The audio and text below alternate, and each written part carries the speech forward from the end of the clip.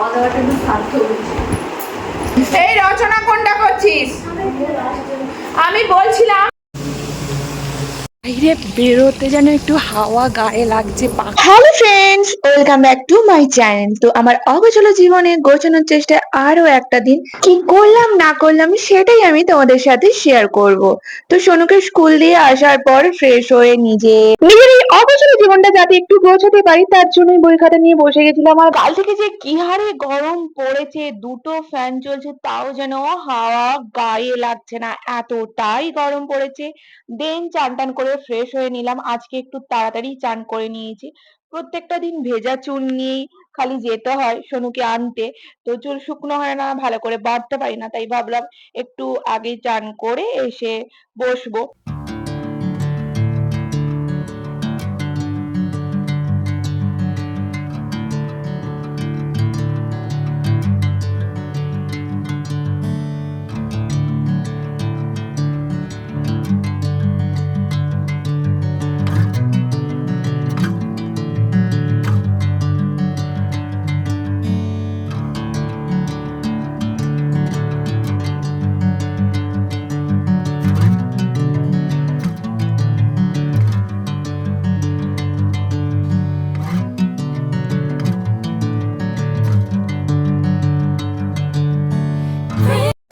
তো চান তো করেছি অনেক আগে, বাট এটা আমি ঘামিয়ে ভিজে গেছি। ওই নাচের একটা ভিডিও শ্যুট করছিলাম, নাচ প্র্যাকটিসে। তো নাচ নাচ না জানলে যাই বাইরে বেরিয়ে কথা বলছি। চাবি কথা বাইরে বেরোতে যেন একটু হাওয়া গায়ে লাগছে, পাখার হাওয়া তো গায়েই লাগছে না। চান তো করেছি অনেকক্ষণ, বাটে ভিজে গেছি কেন, একটা নাচের ভিডিও শ্যুট করছিলাম। আর নাচ না জানলে তো কতবার যে কি বলবো, কতবার করার পরও এখনও পুরোটা এখনও আমার মনের মতো হচ্ছে না। তো দেখা যাক এসে কতটা কি করতে পারি, নাচটা ঠিকঠাকভাবে তুলতে পারি কিনা, ভিডিওটা পোস্ট করতে পারি কিনা দেখা যাক। আপাতত এখন টোটোর অপেক্ষা, আর আকাশ মেঘলা হয়ে আছে আকাশে। সকালে তো ভীষণ রোদ ছিল, বাট আসার সময় তোমাদের দেখালাম না মেঘ উঠেছে আর ভীষণ গরম ছিল। আর এইদিকে আসার পর না ঠান্ডা হাওয়া গায়ে লাগছে। এইদিকে প্রচুর বৃষ্টি হয়েছে, দেখো আমরা এখন টোটোতে বসে আছি, বৃষ্টি পড়ছে, টিপ টিপ করে বৃষ্টি পড়ছে, অতটাও বৃষ্টি পড়ছে না, ভিজে যাব না। বাট এর আগে নাকি প্রচুর বৃষ্টি হয়েছে, দেখো রাস্তাঘাট পুরো ভেজা।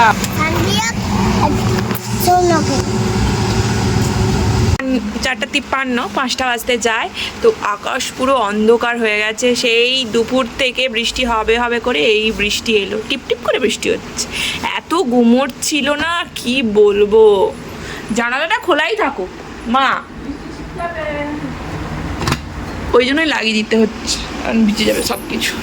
তো এখন তো আমার একটা নতুন শখ হয়েছে ক্রোশেটের কাজে, এই নিয়ে দ্বিতীয় দিন হলো। তো হ্যাঁ, এখনো আমি শিখছি, জানি না কি হবে না হবে। তো প্রথমটা তো এই কাঁটার মধ্যে দিয়ে এই সুতোটা দেওয়া, সেটাই ছিল ভীষণ চাপে, বাট এখন মোটামুটি হচ্ছে। দ্বিতীয় দিনে আর কতটা ভালো শিখতে পারবো, যেটা আমি জানতামই না, যেটা সম্বন্ধে আমি কিচ্ছু জানতাম না, কোনটাকে কি বলে সেটাই জানতাম না। আর এইদিকে দেখো আমার এতটাই খিদে পেয়েছে যে পুরো সসপ্যান আর খুন্তি নিয়ে আমি এদিকে বসে পড়েছি, কারণ আমার প্রচন্ড খিদে পেয়ে গেছিল। তো এই সসপ্যানের মধ্যেই করেছিলাম ম্যাগি, তো সেটা নিয়েই, সেটা শুদ্ধ নিয়ে বসে পড়েছি। আর এক্সট্রা করে কোনো কাজ নিইনি, কারণ সেটা নিলে আবার সেটাও তো ধুতে হবে, তাই না? তো এটা নিয়ে একদম বসে পড়েছি। তো আমি একটু ভাজা ভাজা ম্যাগি করতে চেয়েছিলাম, কারণ আমার জল জল ম্যাগি অতটা ভালো লাগে না। তো ডিম দিয়ে ম্যাগি করেছিলাম ভাজা ভাজা, বাট ভাজা ভাজা করতে গিয়ে এপাশে কি হয়ে গেল দেখো, পুরো ঘেটে ঘ হয়ে গেছে, ম্যাগিটা অতটাও ভালো হয়নি।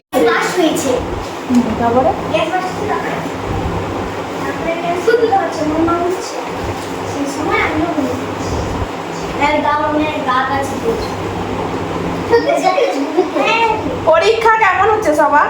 আমার তো খুব ভালো, খুব খুব খুব ভালো।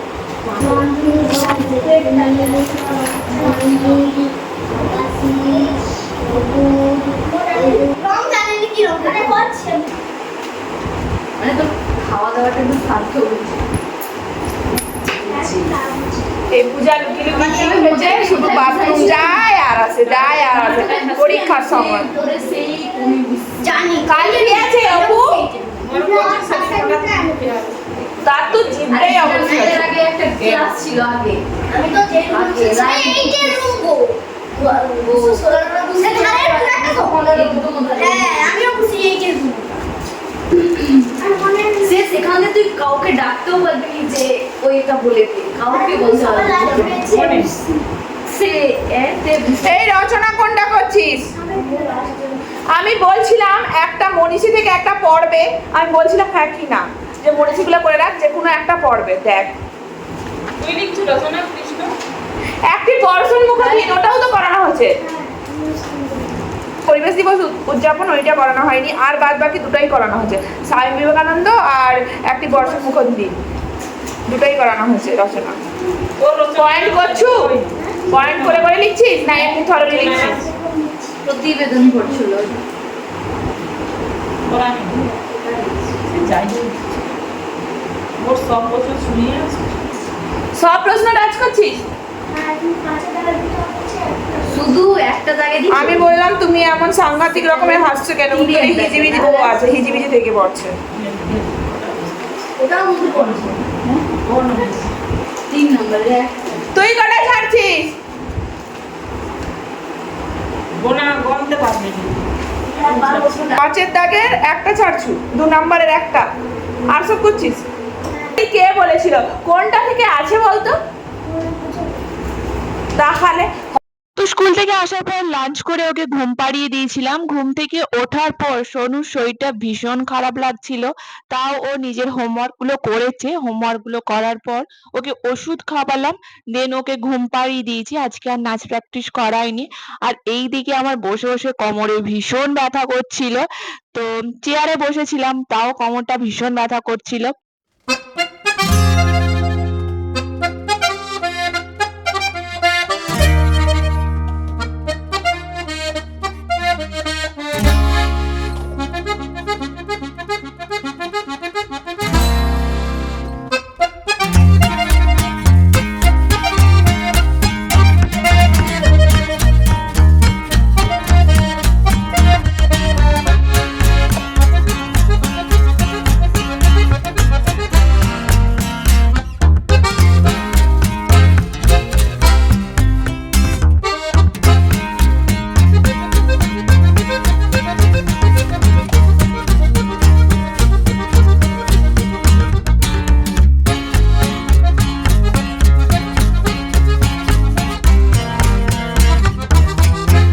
আজকে তো সোনুকে তাড়াতাড়ি ঘুম পাড়িয়ে দিয়েছি ওষুধ খাওয়ানোর পরই, তো ও আবার হয়তো রাতের বেলা উঠে পড়বে।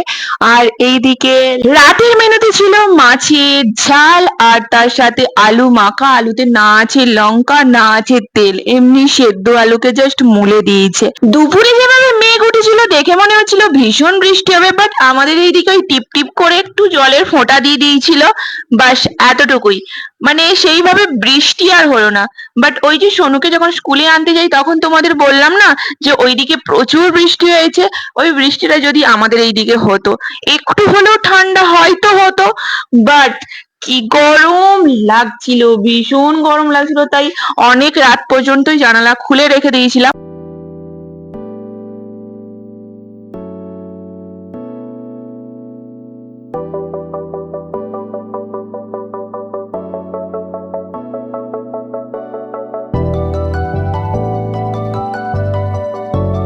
এইদিকে তোমার শরীরটা ভালো নেই আর ভীষণ ঘুম ঘুমও পাচ্ছে, তো তাই তাড়াহুড়ো করছিলাম মশারিটা তাড়াহুড়ো করে টাঙিয়ে আমি ঘুমোবো।